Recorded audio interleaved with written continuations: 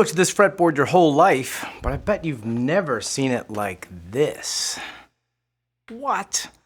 These are the black keys on the piano, and I want to talk to you today about the massive implications of what this is and how cool this is.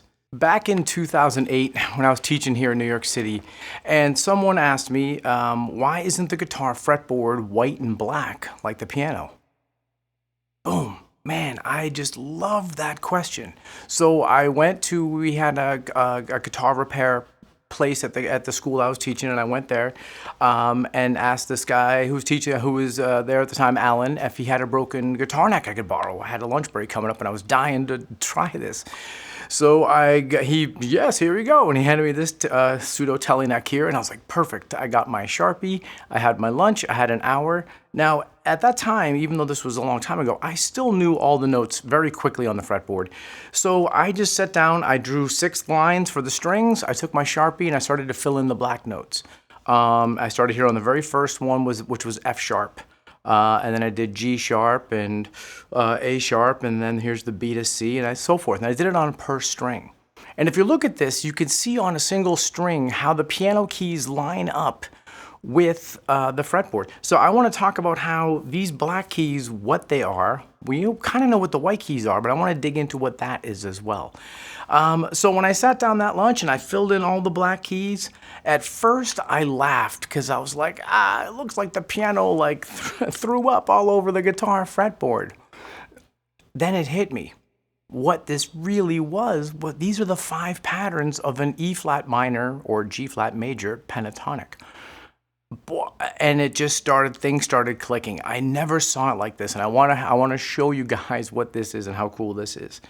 So when you think about one string in music, just before we even pull back the language, before piano, before guitar, there's only 12 notes, right? And there's 5 black keys and 7 white keys. That's the entire language of music, is those 12 notes.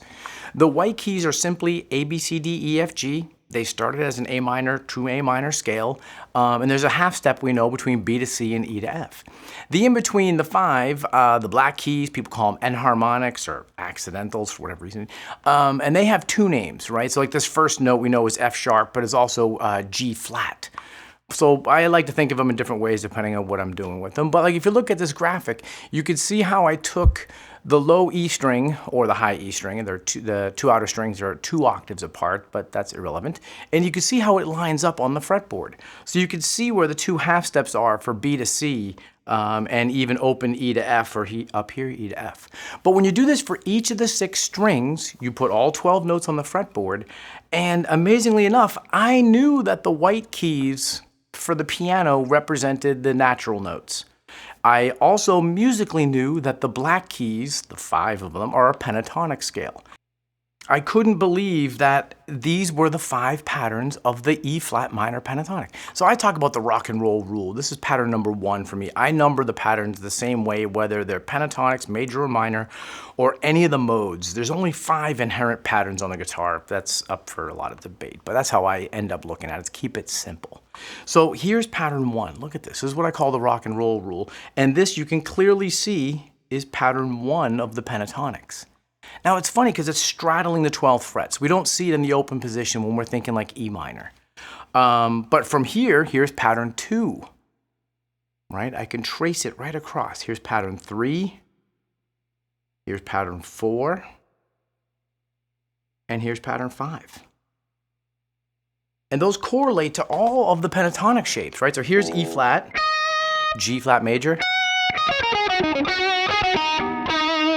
And I could follow those same patterns. That is all the black keys on the piano are the 5 patterns of our pentatonic.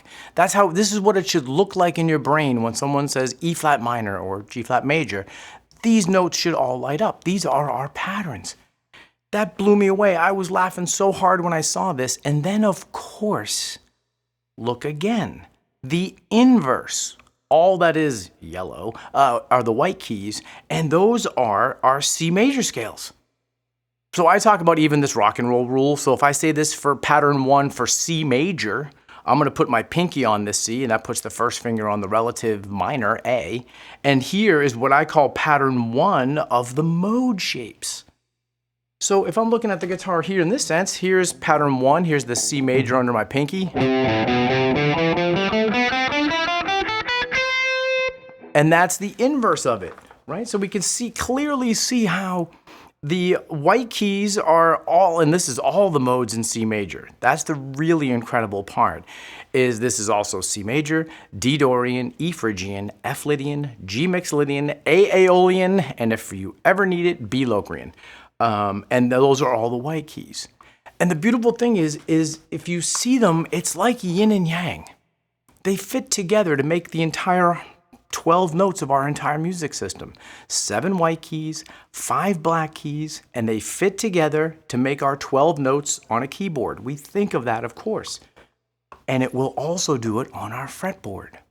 All 7 white notes plus all 5 black will give us the patterns for C major and the patterns for an E flat minor pentatonic scale. I found that so remarkable and so cool and enlightening, and it just blew me away about the guitar. What it really also illustrates is how deceptive the guitar is. I remember my first reaction was, it looks like the piano like vomited all over the fretboard because the black notes are all over the place. It's hard to see the 3 black, the 2 white, the 2 black, and 2 white pattern. It's on a single string this way. So you can see how the guitar can be really nuanced in terms of 1 octave on 1 string is this far, open to 12. That's a single octave. Yet from this E to this E is twice that and is 2 octaves. You have to keep this perspective on the guitar. This is where it really comes into clarity on this. When we play your old school G chord, these 2 outer Gs are 24 piano keys. That is a big stretch. I don't think even Shaq can reach that. That is huge. But we do it with as a beginner guitar chord. On the piano, there's like over 7 octaves of notes, and none of them repeat. That's what's beautiful about a piano. There's no guessing. Middle C is that C in the middle, and that is it.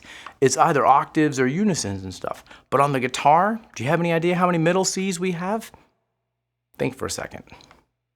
5. That's bonkers, right? But just quickly, here they are.